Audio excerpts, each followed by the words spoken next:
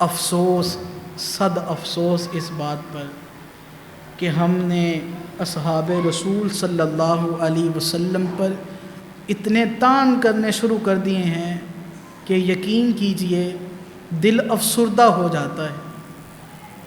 کافر جو تھے نا، کافر، انہوں نے نبی پاک صلی اللہ علیہ وسلم کو سامنے موجودہ آج سے 1450 سال پہلے اذیتیں اور تکلیفیں دیں، اور کچھ ایسے نامراد بھی ہیں، ایسے سیاہ دل والے بھی ہیں جو آج بھی نبی پاک صلی اللہ علیہ وسلم کو اذیت دیتے ہیں، حضور سرور عالم صلی اللہ علیہ وسلم کو تکلیف دیتے ہیں۔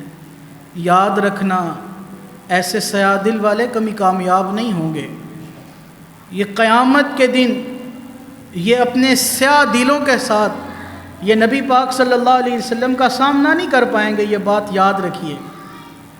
سوشل میڈیا کا دور ہے، صحابہ کرام رضوان اللہ تعالی علیہم اجمعین پر اتنا طعن کیا جا رہا ہے کہ افسوس اس بات پر، اور یہ بھی افسوس کی بات ہے کہ ہمارے جو سوشل میڈیا کے صارفین ہیں وہ ایسی چیزوں کو سنتے بھی ہیں، پھر آگے شیئر بھی کرتے ہیں۔ خدا کا واسطہ یہ ایمان کی تباہی ہے۔ آج انٹرنیٹ کی وساطت سے جہاں تک میری آواز سامعین تک پہنچ رہی ہے، خدا کا واسطہ ایسے سلسلوں کا خاتمہ کیجیے۔ یہ سلسلے ہمارے نزدیک نہیں ہیں، یہ ہمیں نبی پاک صلی اللہ علیہ وسلم کی تعلیمات ایسی نہیں دی گئیں، ہمیں رسول اللہ صلی اللہ علیہ وسلم کا دین ایسے نہیں پڑھایا گیا، ہمیں تو عزت و عظمت ہی سکھائی گئی ہے۔ آئیے ذرا حضرت علی بن حسین کی ایک روایت آپ کے سامنے پیش کروں۔ حضرت علی کے پوتے، حسین کے بیٹے علی بن حسین، آپ روایت فرماتے ہیں، آپ فرماتے ہیں کہ میرے دادا جمعہ کے دن منبر پر جلوہ افروز تھے اور انہوں نے اللہ کی بارگاہ میں دعا کی، یا الہ العالمین، یا پروردگار عالم، خلفائے راشدین کی اصلاح پر میری اصلاح فرما۔ منبر سے نیچے تشریف لے آئے، صحابی رسول کھڑے ہو گئے، کہا یا امیر المؤمنین بتائیے یہ آپ نے جو خلفائے راشدین کہا ہے کہ یا اللہ خلفائے راشدین کی اصلاح پر ہماری اصلاح فرما، اس سے مراد کون ہے؟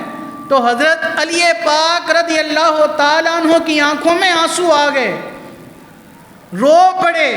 روایت کرنے والے آپ کے پوتا ہیں، حضرت علی بن حسین ہیں، کہتے ہیں کہ میرے دادا جی بول اٹھے اور کہا خلفائے راشدین سے مراد حضرت ابو بکر اور حضرت عمر کی ذات ہے۔ اور تم کون سے ترازو لے کر نکل پڑے ہو؟ تم کون سی عدالتیں قائم کرنی شروع کر دی ہیں تم نے؟ چھوڑو یار یہ ساری باتیں، یہ باتیں زیب نہیں دیتی، یہ سلسلے جچتے نہیں ہیں ہمیں۔ آئیے ذرا بخاری نہ پڑھ کر سنا دوں آپ کو، بخاری کی روایت ہے، بخاری، صحیح بخاری کی بات کر رہا ہوں۔ حضرت علی پاک رضی اللہ تعالیٰ عنہ کا فرمان عالی شان ہے، سنیے پھر مولا کائنات نے کیا فرمایا۔ حیدر کرار کی زبان سے کتنے سونے جملے ادا ہوئے۔ حضرت علی پاک رضی اللہ تعالیٰ عنہ فرماتے ہیں وہ اعمال نامہ جو میں پسند کرتا ہوں قیامت کے دن اللہ کے حضور لے کر حاضر ہوں۔ یہ حضرت علی کے الفاظ ہیں، بخاری میں موجود ہیں۔ کہا وہ اعمال نامہ جو میں چاہتا ہوں قیامت کے دن اللہ کے حضور لے کر حاضر ہوں، فرمایا وہ اعمال نامہ خلیفۃ المؤمنین حضرت عمر فاروق رضی اللہ تعالیٰ عنہ کا اعمال نامہ ہے۔ اس صحابہ اور اہل بیت کی تم کیا باتیں کرنا چاہتے ہو؟ کیا ثابت کرنا چاہتے ہو آخر؟ حضرت علی پاک رضی اللہ تعالیٰ عنہ تو وہ ہیں جو یہ کہہ رہے ہیں یا اللہ خلفائے راشدین کی اصلاح پر ہماری اصلاح فرما، اور بخاری میں موجود ہے جو یہ کہہ رہے ہیں کہ علی یہ چاہتا ہے کہ قیامت کے دن اللہ کی بارگاہ میں جائے تو وہ اعمال نامہ علی کے پاس ہو جو عمر فاروق کا ہے، اور تم پھر بھی کہتے ہو۔ یاد رکھیے، یہ میں ایک بڑی بات کہنے لگا ہوں، حضرت علی رضی اللہ تعالیٰ عنہ وہ بلند ذات ہیں، وہ بلند ذات ہیں جو صحرا سجا کر نبوت کے دروازے پر خود چل کر گئے ہیں۔ حضرت علی پاک رضی اللہ تعالیٰ عنہ کی وہ بلند ذات ہے۔ آؤ ابو بکر اور عمر کی بھی بات سناتا چلوں۔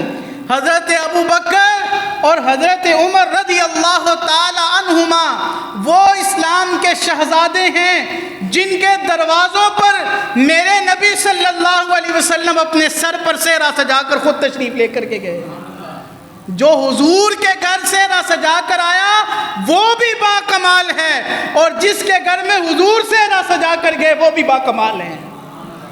کون سے ترازو لے کر بیٹھ گئے ہو بھائی تم صحابہ اور اہل بیت کے بارے میں؟